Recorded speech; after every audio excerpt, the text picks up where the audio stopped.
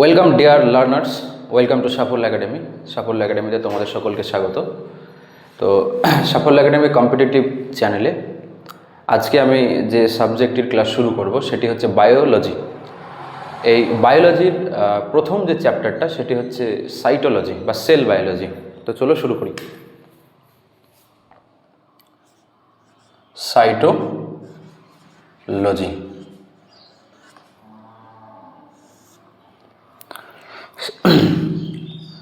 যদি বলি, ধরো তোমার এইটা বাড়ি, তাই তো? এই বাড়ি কিসের তৈরি?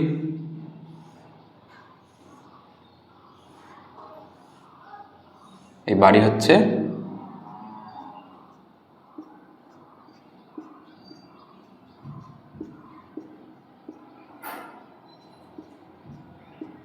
ইটের তৈরি। এইগুলো একটা কি? এইগুলো হচ্ছে ইট, তাই তো? তাহলে যদি একটা জীবের কথা বলি, হ্যাঁ, যদি আমি জীব মানে মানুষ ধরলাম, তাই তো? তাহলে এই মানুষ, অর্থাৎ এই যদি বাড়িটা ছোট ছোট ছোট ছোট ইটের তৈরি হয়, তাহলে এই মানুষটা কিসের তৈরি? বলবে মানুষটা হচ্ছে ছোট ছোট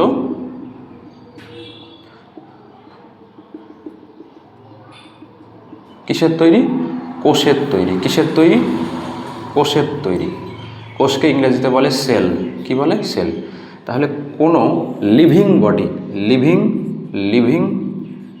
বডি যদি থাকে, মানে হচ্ছে জীব, অর্থাৎ যার মধ্যে প্রাণ আছে, তাহলে সেইটা কিসের তৈরি হয়?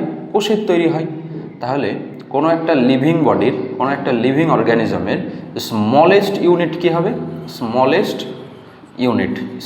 ইউনিট মানে হচ্ছে সব থেকে ছোট যেটা একক, সেই ছোট একক কী হবে? তাহলে কোষ হবে। কী হবে? কোষ। বোঝা গেল? তাহলে কি পেলাম আমরা? পেলাম হচ্ছে স্মলেস্ট ইউনিট অফ লিভিং, তাই তো? Smallest unit of living body কি হবে?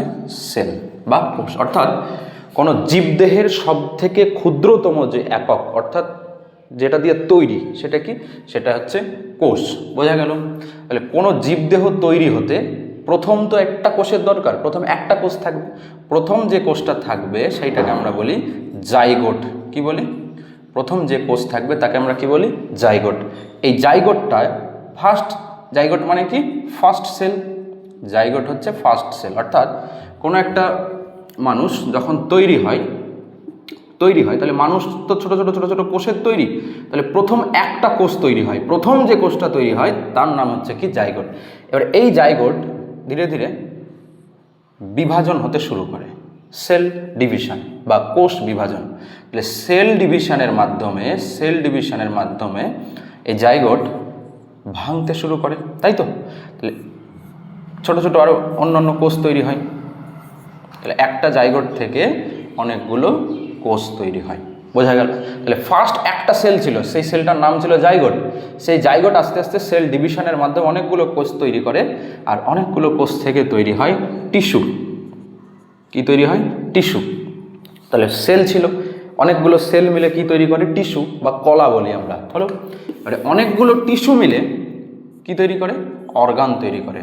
অনেকগুলো টিস্যু মিলে অর্গান বা অঙ্গ তৈরি করে। অনেকগুলো অর্গান মিলে তৈরি হয় অর্গান সিস্টেম। কি তৈরি হয়? অর্গান সিস্টেম অনেকগুলো মিলে তৈরি হয় একটা লিভিং বডি। এইটা এর পরবর্তীতে ধীরে ধীরে চ্যাপ্টার যখন শুরু হবে আস্তে আস্তে, তখন আরও ক্লিয়ার হবে। তুমি শুধু এতটুকু মনে রাখো যে প্রথম একটা কোষ থাকে, সেই কোষটার নাম কি? সেই কোষটার নাম হচ্ছে জাইগোট। এই জাইগোট ধীরে ধীরে বিভাজন হতে শুরু করে অনেকগুলো কোষ তৈরি করে। অনেকগুলো কোষ মিলে তৈরি করে টিস্যু। অনেকগুলো টিস্যু মিলে তৈরি করে অর্গান। অনেকগুলো অর্গান মিলে তৈরি করে অর্গান সিস্টেম থেকে তৈরি হয় লিভিং বডি। বোঝা গেল? অর্থাৎ এই যে আমি তো একটা জীব, প্রাণ আছে আমার। আমি যখন তৈরি হয়েছিলাম, প্রথম একটা কোষ ছিল, সেই কোষটার নাম হচ্ছে জাইগোট। এবার এই কোষ ধীরে ধীরে বিভাজন হতে শুরু করে, সংখ্যায় অনেক হয়, তখন সেটা টিস্যু ফর্ম করে। এই টিস্যু ফর্ম করে তখন এই অনেকগুলো টিস্যু মিলে একটা অর্গান তৈরি হয়। অর্গান মানে কি? হচ্ছে ডাইজেস্টিভ সিস্টেম, যেটা অর্গান সিস্টেম, অর্থাৎ আমি খাবার খাচ্ছি, পুরোটা খাদ্যনালী দিয়ে পাকস্থলী, ইন্টেস্টাইন, এই সমস্ত হচ্ছে একটা অর্গান সিস্টেম। তাহলে এই অর্গান সিস্টেমটার মধ্যে অনেকগুলো টিস্যু আছে, অনেকগুলো টিস্যুর মধ্যে অনেকগুলো কোষ আছে, তাই তো? একটা টিস্যুর মধ্যে অনেকগুলো কোষ আছে, তাহলে ধীরে ধীরে অনেক কোষ মিলে আমার টিস্যু তৈরি হয়েছিল, অনেকগুলো টিস্যু মিলে আমার এই অর্গান তৈরি হয়েছিল। হ্যাঁ, সে অর্গান অনেকগুলো মিলে অর্গান সিস্টেম হয়েছে, পুরো বডিটা আমার তখন তৈরি হয়েছে। এইগুলো যখন আস্তে আস্তে চ্যাপ্টার আসবে তখন ক্লিয়ার হবে। শুধু এখান থেকে মনে রাখার বিষয়, smallest unit of living body, smallest unit of living body হচ্ছে সেল। বোঝা গেল? আর ফার্স্ট যে সেলটা, সেই সেলটার নাম হচ্ছে জাইগোট। সেল ডিভিশনের মাধ্যমে টিস্যু ফর্ম হয়, টিস্যু থেকে অর্গান, অর্গান থেকে অর্গান সিস্টেম, অর্গান সিস্টেম থেকে লিভিং বডি। বোঝা গেল? এগুলো কিন্তু খাতায় নোট করবে।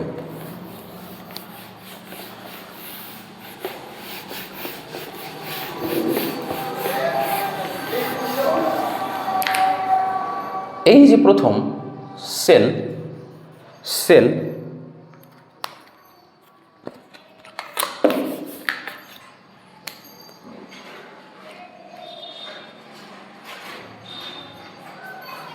এই সেলের প্রথম টার্ম, অর্থাৎ এই টার্মিনোলজিটা কে ব্যবহার করেছিল, প্রথম এই টার্মিনোলজিটা কে ব্যবহার করেছিল? এই টার্মটা ব্যবহার করেছিল হার্টউইং নামক একজন বিজ্ঞানী, হার্টউইং নামক একজন বিজ্ঞানী। তাহলে সেল এই টার্মটা প্রথম কে ব্যবহার করেছিল? হার্টউইং নামক একজন বিজ্ঞানী। বোঝা গেল? এইবারে এই সেলের ডিসকভার কে করে? ডিসকভার কে করে? ডিসকভার মানে হচ্ছে আবিষ্কার। 1665 সালে রবার্ট হুক, 1665 সালে বিজ্ঞানী রবার্ট হুক কর্ক টিস্যু, অর্থাৎ দেখতে পাবে ওই কাচের যে শিশিগুলো হয়, হ্যাঁ, কাচের যে শিশিগুলো হয়, সেই কাচের শিশির মাথায় আগে থাকতো, এখন হয়তো থাকে না, কাচের বোতল যেটা থাকে সেই বোতলের মাথায় দেখবে কাঠের মতো এতটুকু টুকরো দিয়ে সেই বোতলটাকে সিল করা থাকে, বোতলের মুখটা বন্ধ করা থাকে। সেই যে কাঠের টুকরোটা, সেইটা ছিল কর্ক গাছের। সেইখান থেকে একটা ক্রস সেকশন, এক টুকরো কেটে নেয় কে? Robert Hooke. তখন সেইটা যখন মাইক্রোস্কোপের তলায় রাখে, তখন তিনি ঠিক এইরকম স্ট্রাকচারের কিছু দেখতে পান, এইরকম স্ট্রাকচারের কিছু দেখতে পান, এইরকম স্ট্রাকচার।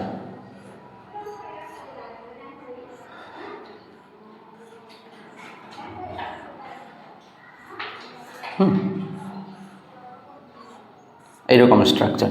এই যে কর্ক গাছের যে ক্রস সেকশনাল, তখন তিনি এইরকম মাইক্রোস্কোপের নিচে দেখতে পান।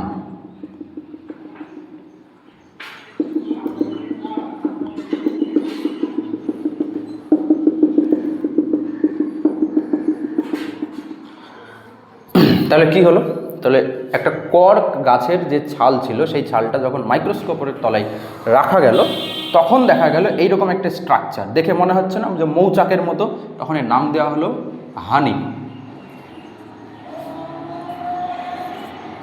হানি like structure.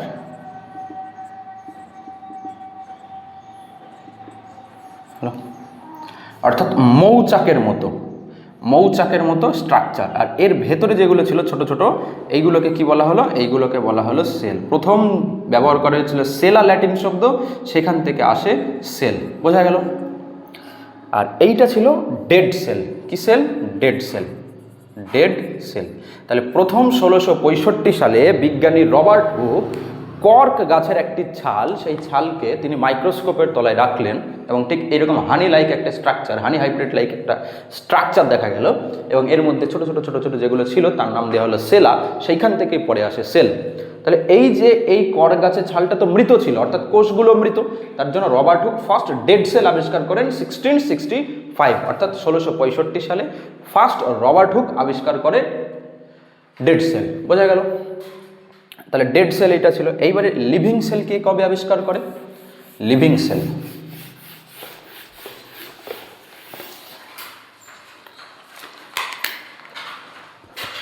Living sell, living sell অর্থাৎ সজীব কোষ। 1674 সালে 1674 সালে বিজ্ঞানী A.V.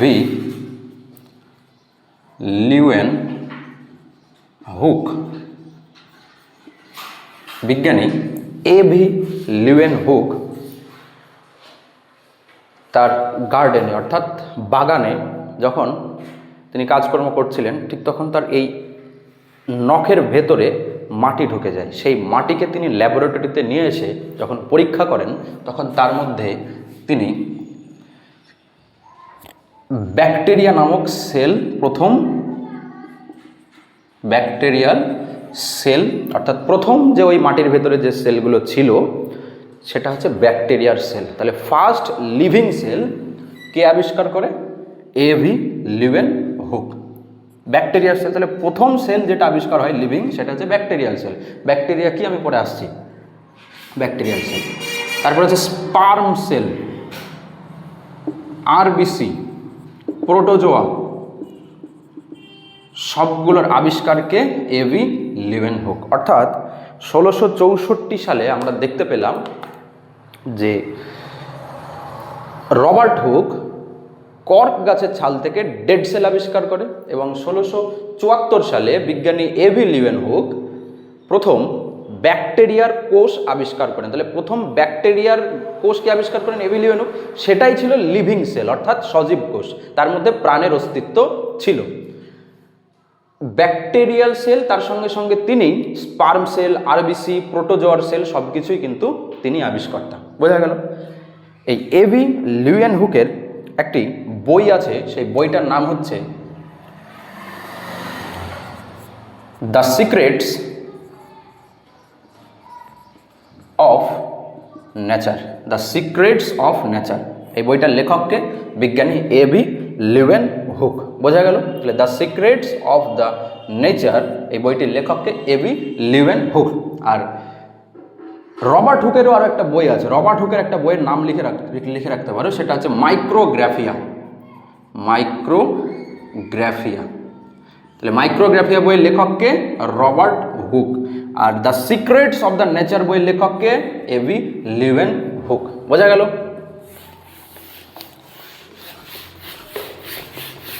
তাহলে আরও একবার ক্লিয়ার করো। প্রথম ডেড সেল রবার্ট হুক, 1664 সাল। কর্ক টিস্যু, বোঝা গেল? তারপরে লিভিং সেল কে আবিষ্কার করেন? লিভিং সেল আবিষ্কার করেন A.V. লিউয়েনহুক 1674 সালে। Bacterial sell, first living sell আবিষ্কার হয়। বোঝা গেল? এইবারে ধীরে ধীরে যখন সেল নিয়ে গবেষণা চলতে থাকে, সেল নিয়ে আরও আলোচনা হতে থাকে, তখন কিছু কিছু বিজ্ঞানী আসছে, সেল সম্পর্কে কিছু কিছু ধারণা দিচ্ছে, সেইগুলো নিয়ে তৈরি হয় সেল থিওরি। কি তৈরি হয়? Cell theory. তাহলে সেল থিওরি বা সেল তত্ত্ব। তাহলে প্রথম স্মলেস্ট ইউনিট অফ লিভিং কে বলেছিল? রবার্ট হুক, তাই তো? প্রথম রবার্ট হুক বলেছিল। 1824 সালে বিজ্ঞানী ডিউট্রো চ্যাট তিনি বলছেন যে অনেকগুলো সেল মিলে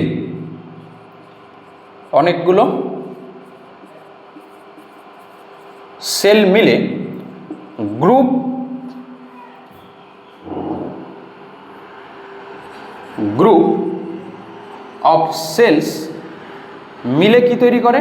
টিস্যু। যেটা বলছিলাম যে অনেকগুলো সেল মিলে কি ফর্ম করে? টিস্যু। এটা কে বলল? 1824 সালে বিজ্ঞানী ডিউট্রো চ্যাট। 1824 সালে বিজ্ঞানী ডিউট্রোচ্যাট বলছে অনেকগুলো সেল মিলে তৈরি হয় টিস্যু। বোঝা গেল? 3।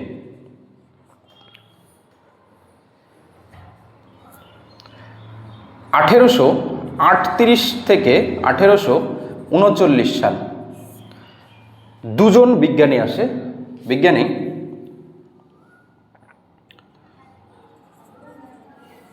সেলডেন এবং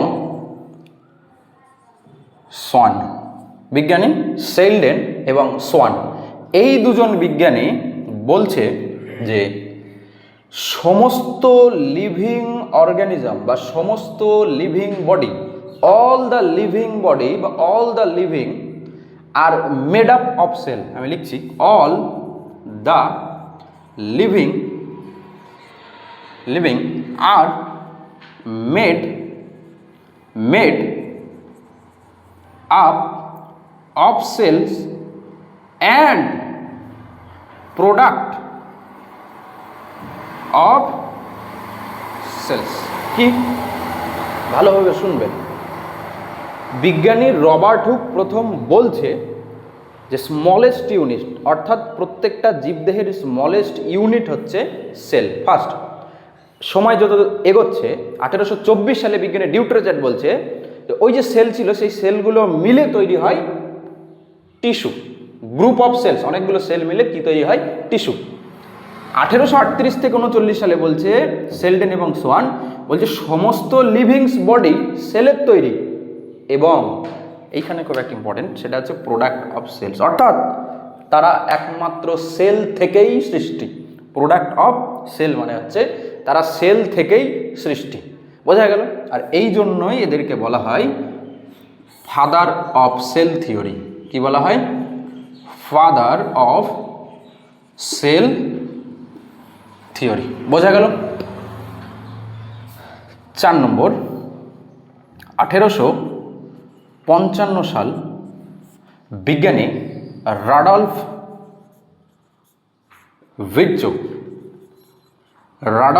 ভির্চো বলছে, তিনি ল্যাটিন বিজ্ঞানী ছিলেন। ল্যাটিন ভাষায় একটা কথা তার মুখ থেকে বার হচ্ছে ওমনিস সেলুলা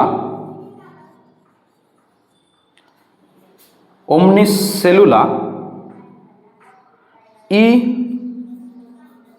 সেলুলা, অর্থাৎ ওমনিস কথার অর্থ হচ্ছে প্রত্যেক, এভরি। সেলুলা কথার অর্থ হচ্ছে সেল, সেলুলা কথার অর্থ হচ্ছে সেল, ই কথার অর্থ হচ্ছে টু, অর্থাৎ প্রত্যেকটা সেল আরেকটা সেল থেকে সৃষ্টি। প্রত্যেকটাই সেল প্রি এক্সিস্টিং একটা সেল থেকেই সৃষ্টি, অর্থাৎ এই সেলগুলো কোনো না কোনো একটা সেল থেকেই তৈরি হয়ে এসেছে, অর্থাৎ প্রত্যেকটা সেল তার প্রি এক্সিস্টিং সেল থেকে ফর্ম করে। বোঝা গেল?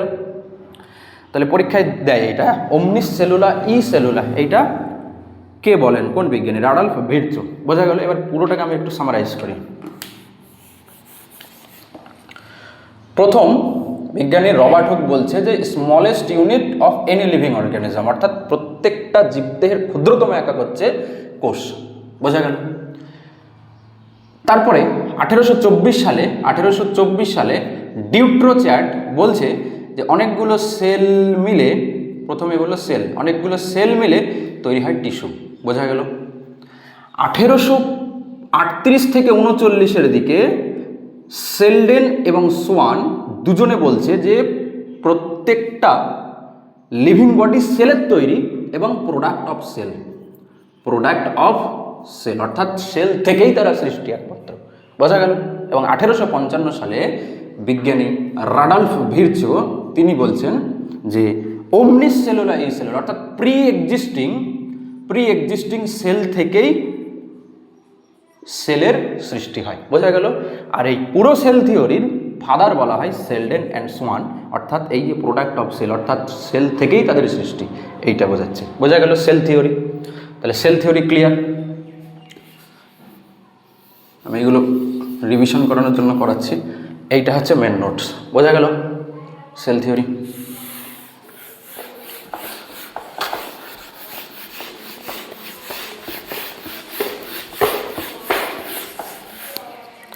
এইবারে আসছি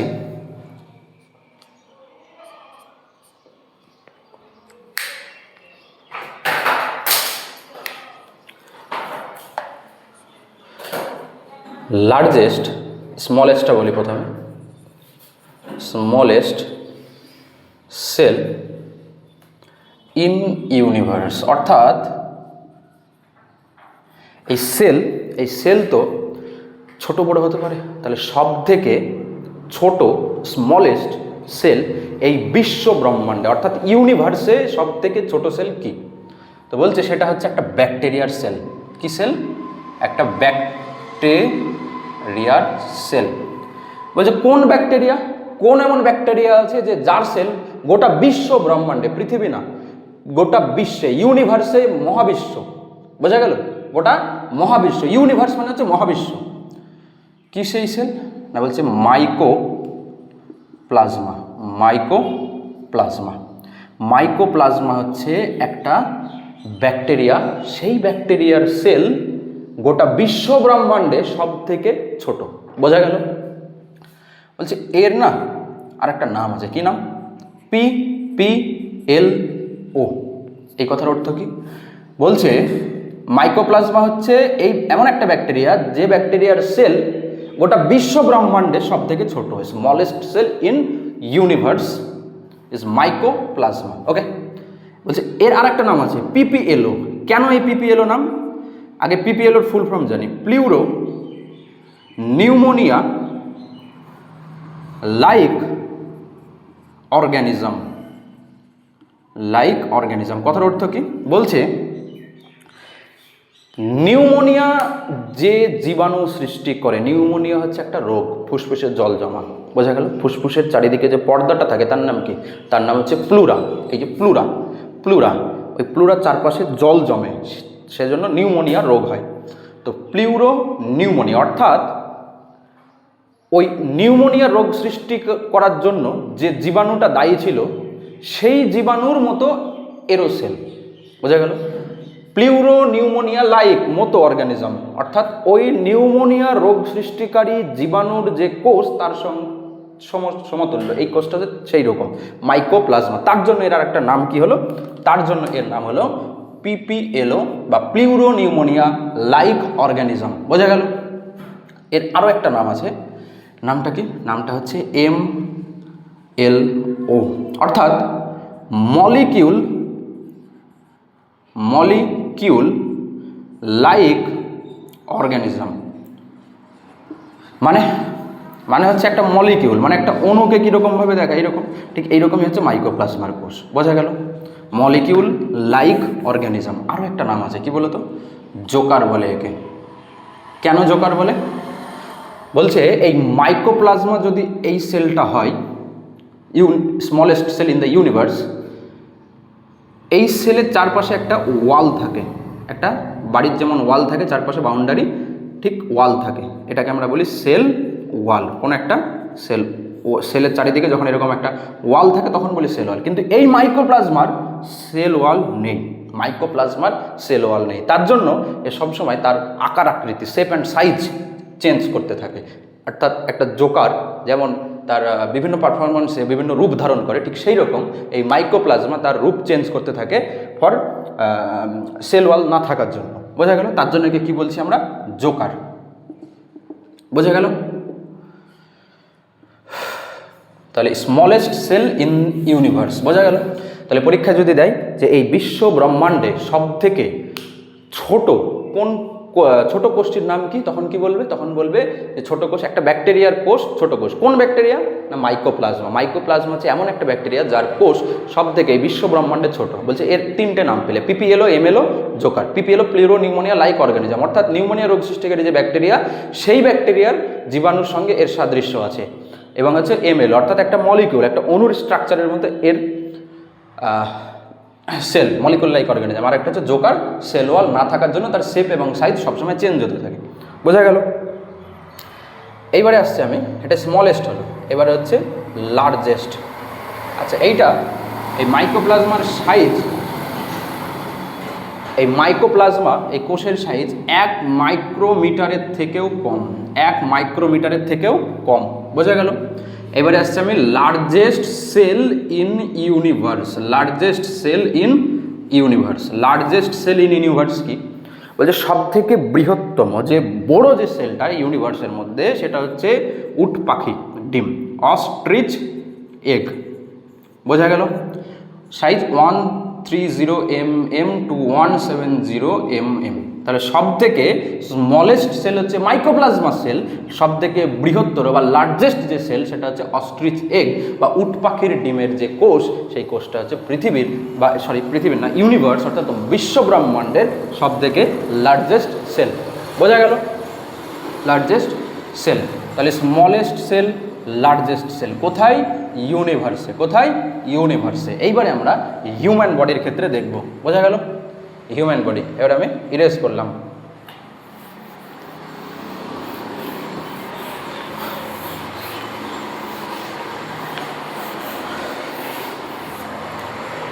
এবারে আমরা হিউম্যান বডির ক্ষেত্রে দেখব।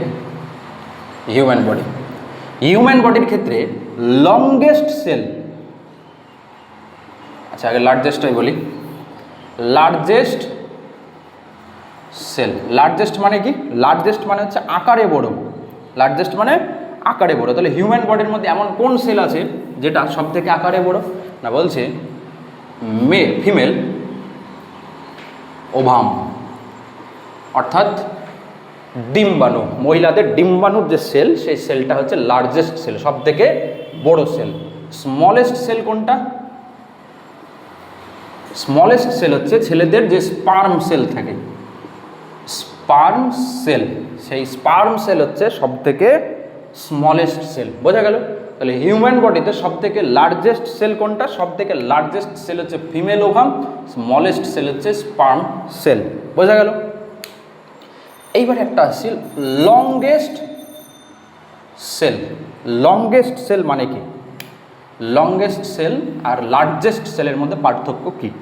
লার্জেস্ট মানে হচ্ছে আকারে বড় নাকি ছোট, এটা হচ্ছে স্মলেস্ট, এটা লার্জেস্ট। আর যখন লংগেস্ট বলবো লম্বা, দীর্ঘ, কতটুকু দীর্ঘ। বোঝা গেল? তো সেই সেল কি? সেই সেল হচ্ছে neuron cell. Neuron, neuron, neuron cell কোথায় থাকে? ব্রেনে। তাহলে ব্রেনে যে নিউরন সেল থাকে সেই নিউরন সেল হচ্ছে সব থেকে লংগেস্ট অর্থাৎ দীর্ঘতম। এটা হচ্ছে বৃহত্তম, ক্ষুদ্রতম, দীর্ঘতম। দীর্ঘতম মানে হচ্ছে কতটুকু লং, সেটা হচ্ছে নিউরন সেল। বোঝা গেল? এবারে আসছি blood. Largest cell in blood অর্থাৎ রক্তে সব থেকে বৃহত্তম সেলের নাম কি? সেটা হচ্ছে WBC। আর স্মলেস্ট সেল ইন ব্লাড অর্থাৎ আমাদের রক্তেও তো কোষ থাকে, তো সেই রক্তের সব থেকে বৃহত্তম কোষ কি? WBC। স্মলেস্ট কোষ কি? RBC। বোঝা গেল? নোট করবে। তাহলে largest, smallest, longest, human body, largest cell, smallest cell in blood. বোঝা গেল?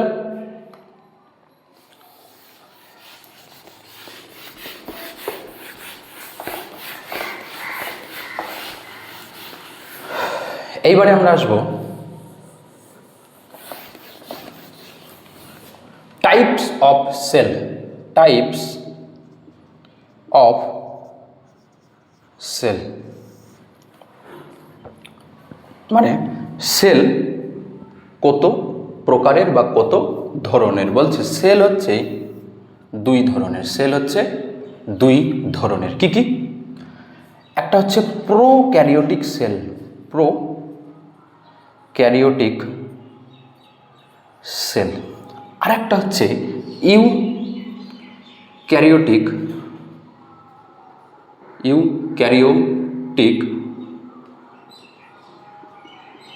সেল। এখন কেন এরকম ভাগ? বলছে কোনো একটা যদি সেল থাকে, কোনো একটা যদি সেল থাকে, সেই সেলের ঠিক মধ্যে অবস্থান করে আমাদের যেটা, সেটা হচ্ছে নিউক্লিয়াস। কি এর নাম? কি? নিউক্লিয়াস। তাহলে কোনো সেলের মধ্যে কে থাকে? না বলছে নিউক্লিয়াস। বোঝা গেল এতটুকু? বলছে প্রত্যেকটা সেলের মধ্যে থাকে, যদি সেই সেলের মধ্যে নিউক্লিয়াস অ্যাবসেন্ট থাকে। কি থাকে? অ্যাবসেন্ট, অর্থাৎ যদি নিউক্লিয়াস না থাকে, নিউক্লিয়াস না থাকে।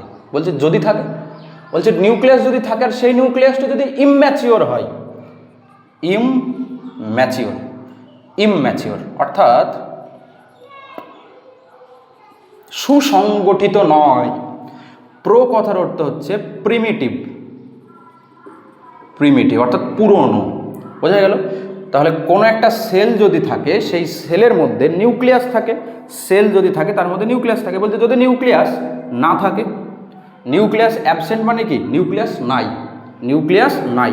যদি থাকে সেটা ইমম্যাচিওর অর্থাৎ সুসংগঠিত নয়। সেই কোষকে আমরা বলবো প্রোক্যারিওটিক কোষ বা প্রোক্যারিওটিক সেল। প্রোক্যারিওটিক সেল বা প্রোক্যারিওটিক কোষ, প্রোক্যারিওটিক সেল বা। তাহলে কোনো কোষের মধ্যে যদি নিউক্লিয়াস না থাকে বা যদি থাকে তাহলে সেটা ইমম্যাচিওর অর্থাৎ সুসংগঠিত নয়, সেই কোষকে আমরা বলবো প্রোক্যারিওটিক কোষ। আর যদি কোনো একটা কোষ থাকে, সেই কোষের মধ্যে যদি নিউক্লিয়াস থাকে, ইউ মানে হচ্ছে নিউ, বোঝা গেল? কোষের মধ্যে যদি নিউক্লিয়াস থাকে, নিউক্লিয়াস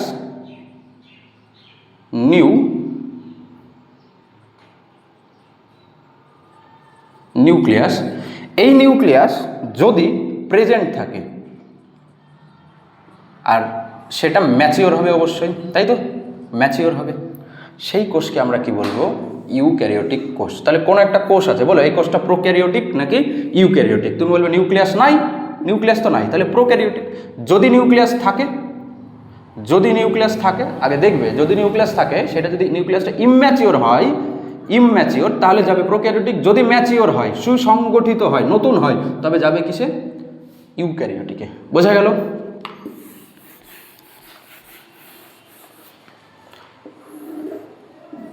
এখন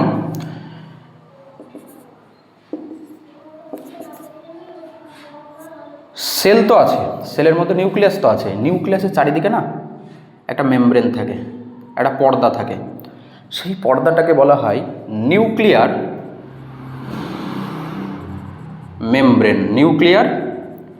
মেমব্রেন। বলো, প্রোক্যারিওটিক সেলে নিউক্লিয়ার মেমব্রেন থাকবে না তো, নিউক্লিয়াসই তো থাকে না ঠিকঠাক মতো, তাহলে নিউক্লিয়ার মেমব্রেন কী করে থাকবে? নিউক্লিয়াসের চারিদিকে এই পর্দাটা কী করে থাকবে? তাহলে নিউক্লিয়ার মেমব্রেন প্রোক্যারিওটিক সেলে থাকে না। ইউক্যারিওটিক কোষে, বলছি ইউক্যারিওটিক কোষে তো নিউক্লিয়াস আছে, সুদীর্ঘ একটা নিউক্লিয়াস, সুসংগঠিত একটা নিউক্লিয়াস। তাহলে নিউক্লিয়ার মেমব্রেন থাকবে। বোঝা গেল? নিউক্লিয়ার মেমব্রেন থাকবে। তাহলে কি বললাম? কোনো একটা সেল আছে, সেলের নিউক্লিয়াস যদি না থাকে তাহলে সেটা প্রোক্যারিওটিক, যদি থাকে তাহলে সেটা ইউক্যারিওটিক। যদি থাকে বলতে গেলে থাকার মধ্যে যদি ম্যাচিওর হয় তবে ইউক্যারিওটিক, যদি ইম্যাচিওর হয় প্রোক্যারিওটিক। নিউক্লিয়ার মেমব্রেন হিসাবে বলছে প্রোক্যারিওটিকে থাকবে না, তাহলে প্রোক্যারিওটিকে নিউক্লিয়ার মেমব্রেন থাকবে না, ইউক্যারিওটিকে থাকবে। বোঝা গেল?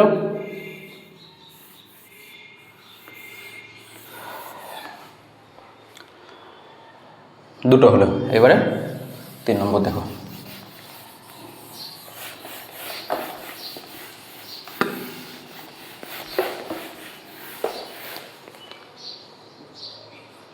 এক্সাম্পল কি হবে? বলছে ব্যাকটেরিয়া, সমস্ত ব্যাকটেরিয়ার সেলগুলোই কি সেল? Prokaryotic sell. তাহলে তোমাকে যদি বলি যে কোনো একটা ব্যাকটেরিয়ার নাম দিলাম, বলো এই ব্যাকটেরিয়ার সেল প্রোক্যারিওটিক নাকি ইউক্যারিওটিক? তুমি কি বলবে? প্রোক্যারিওটিক, কারণ সমস্ত ব্যাকটেরিয়ার সেল প্রোক্যারিওটিক সেল। এবার যদি বলি ব্যাকটেরিয়ার সেলের নিউক্লিয়ার মেমব্রেন থাকে, বলবে না, কারণ প্রোক্যারিওটিক কোষ, ব্যাকটেরিয়াল সেল তো প্রোক্যারিওটিক সেল, তাহলে প্রোক্যারিওটিক সেলের নিউক্লিয়াসই তো ঠিকঠাক মতো থাকে না বা সুসংগঠিত নয়, ম্যাচিওর নয়, তাহলে তার নিউক্লিয়ার মেমব্রেন কি করে থাকবে? তাহলে ব্যাকটেরিয়া হচ্ছে প্রোক্যারিওটিক সেল। আরেকটা হচ্ছে blue green algae. Blue green algae হচ্ছে নীল সবুজ শৈবাল। নামের মধ্যে অ্যালগি থাকলেও এইটা কিন্তু একটা ব্যাকটেরিয়া, সে ব্যাকটেরিয়ার নাম হচ্ছে সায়ানোব্যাকটেরিয়া। বোঝা গেল? এটাও একটা ব্যাকটেরিয়া। ব্লু গ্রিন অ্যালগি এখন কিচ্ছু মাথায় রাখতে হবে না, blue green algae is a bacteria, অর্থাৎ ব্লু গ্রিন অ্যালগি হচ্ছে একটা ব্যাকটেরিয়া। বোঝা গেল? এর উদাহরণ কি কি আছে? বলছে প্লান্ট সেল। প্লান্ট সেল অর্থাৎ সমস্ত উদ্ভিদ কোষ। সমস্ত উদ্ভিদ কোষ বলতে একটা গাছ তো উদ্ভিদ, প্লান্ট, তাহলে এর মধ্যে যে সেল থাকবে, এই গাছের মধ্যে যে সেল থাকবে সেইটা কোন সেল? Eukaryotic sell. অর্থাৎ উদ্ভিদের মধ্যে যে সেল থাকবে সেই সেলের মধ্যে নিউক্লিয়ার মেমব্রেন থাকবে, তাই তো? কারণ ইউক্যারিওটিক সেল, সুসংগঠিত নিউক্লিয়াস থাকবে, ম্যাচিওর নিউক্লিয়াস থাকবে। তাহলে প্লান্ট সেল। আর কি? Animal cell, animal cell. আর কি? Human sell. আর কি? Human sell. আর হচ্ছে অ্যালগি সেল। আর কি? Fungi cell. বোঝা গেল? অর্থাৎ শৈবাল, ছত্রাক, উদ্ভিদ, প্রাণী সবার সেল কি সেল? Eukaryotic cell. তাহলে bacteria, blue green algae, blue green algae is the sign of bacteria. এখন ব্যাকটেরিয়া কি আমি পরবর্তী লেকচারে আলোচনা করব। Plant cell, animal cell, human cell, algae cell, fungi cell সবগুলোই কি সেল? Eukaryotic sell. বোঝা গেল?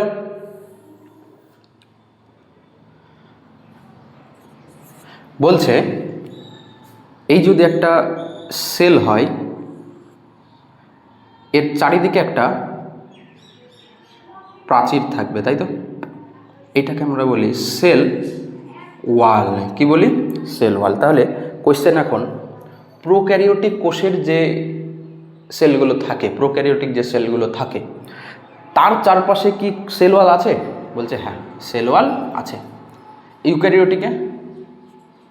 ইউক্যারিওটিক কোষের চারপাশে কি সেল ওয়াল আছে? সেল ওয়াল আছে? বলবে হ্যাঁ, এরও আছে। তাহলে পার্থক্যটা কোথায়? পার্থক্য হচ্ছে সেল ওয়ালটা কি দিয়ে তৈরি, এর উপাদানটা কি। বোঝা গেল? বলছে সেল ওয়াল, তাহলে যদি বলি এই ব্যাকটেরিয়ার সেল, এই ব্যাকটেরিয়ার সেলে কি সেল ওয়াল থাকে? বলবে হ্যাঁ, কারণ ব্যাকটেরিয়া তো প্রোক্যারিওটিক সেল, আর প্রোক্যারিওটিক সেলে সেল ওয়াল থাকে। কিন্তু এক্সেপশন ওই যে বললাম মাইকোপ্লাজমা এর কোনো সেল ওয়াল থাকে না, এটা হচ্ছে এক্সেপশন। তাহলে সমস্ত প্রোক্যারিওটিক সেলের সেল ওয়াল থাকে এক্সেপ্ট মাইকোপ্লাজমা। বোঝা গেল? বলছে এই প্রোক্যারিওটিক সেলের সেল ওয়াল কিসের তৈরি হয়? কি বললাম? প্রোক্যারিওটিক সেলের সেল ওয়ালের উপাদান কি? উপাদানের ভিত্তিতেই তো ভাগ করছি আমরা। তাহলে উপাদান কি? বলছে সেল ওয়াল তৈরি হয়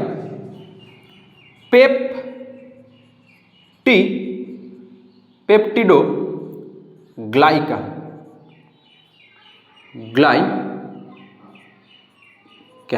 পেপটিডোগ্লাইকান। আর কি? Muramic acid.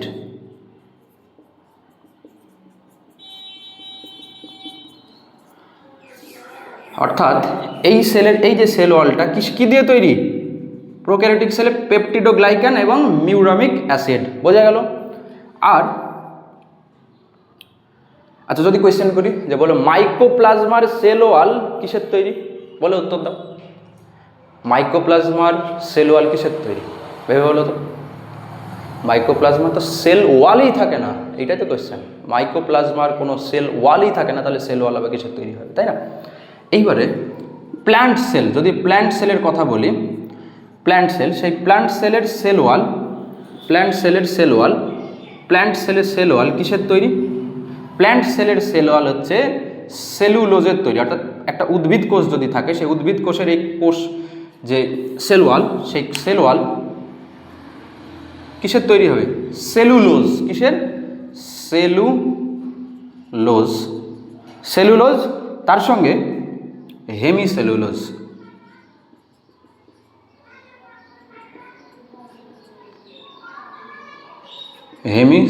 বোঝা গেল? তাহলে সেলুলোজ প্লাস হেমিসেলুলোজ। প্ল্যান্ট সেলের সেল ওয়াল কিসের তৈরি? Cellulose plus hemicellulose. Animal cell এবং হিউম্যান সেল, অর্থাৎ প্রাণী এবং মানুষের যে সেল, এইটা কিসের তৈরি? সেল ওয়ালটা। বলছে এর কোনো সেল ওয়ালই নেই, তাহলে এক্সেপশন এই ক্ষেত্রে পেলাম মাইকোপ্লাজমার, এই ক্ষেত্রে এক্সেপশন কি পেলাম? ইউক্যারিওটিক সেলের। অ্যানিমাল সেল এবং হিউম্যান সেলের কোনো সেল ওয়াল নেই। নেক্সট, অ্যালগি সেলের কিসের তৈরি? তাহলে অ্যালগি সেলের সেল ওয়াল কিসের তৈরি? অ্যালগি সেলের সেল ওয়াল কিসের তৈরি? বলছে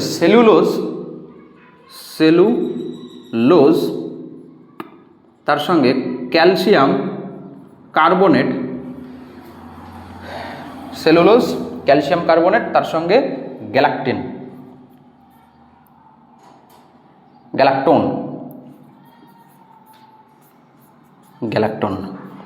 বোঝা গেল? গ্যালাকটোন, সেলুলোজ ক্যালসিয়াম কার্বনেট এবং গ্যালাকটোনের তৈরি কার সেল ওয়াল? অ্যালগি। তাহলে কোনো একটা অ্যালগি যদি থাকে তার সেলের এই চারিদিকে যে সেল ওয়াল সেটা কিসের তৈরি? সেলুলোজ ক্যালসিয়াম কার্বনেট এবং গ্যালাকটোন। নেক্সট হচ্ছে ফাঙ্গিসেল। ফাঙ্গিসেলের সেল ওয়াল কিসের তৈরি? বলছে কাইটিন, CHITIN। কেউ যেন এটা করে কিটিন বলো না, হ্যাঁ কাইটিন। কি? কাইটিন। তাহলে ফাঙ্গিসেলের সেল ওয়াল কিসের তৈরি? কাইটিনের তৈরি। তাহলে আজকে আমরা কি কি পড়লাম একটু রিভাইজ করি।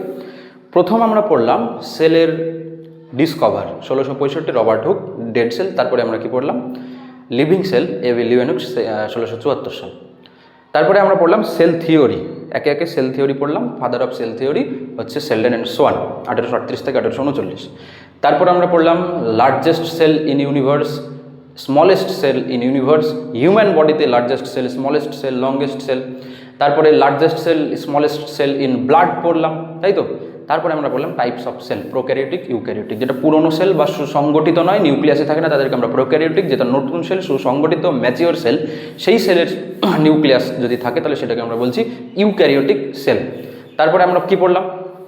এদের পার্থক্য আমরা তৈরি করলাম। পার্থক্য এখন সেল ওয়াল দিয়ে পার্থক্য করলাম, উদাহরণ দিয়ে, এক্সাম্পল দিয়ে পার্থক্য করলাম, নিউক্লিয়ার মেমব্রেন দিয়ে পার্থক্য তৈরি করলাম। বোঝা গেল? এরপরে ক্লাস কন্টিনিউ পরবর্তী দিনে হবে, অবশ্যই সঙ্গে থেকো। ধন্যবাদ।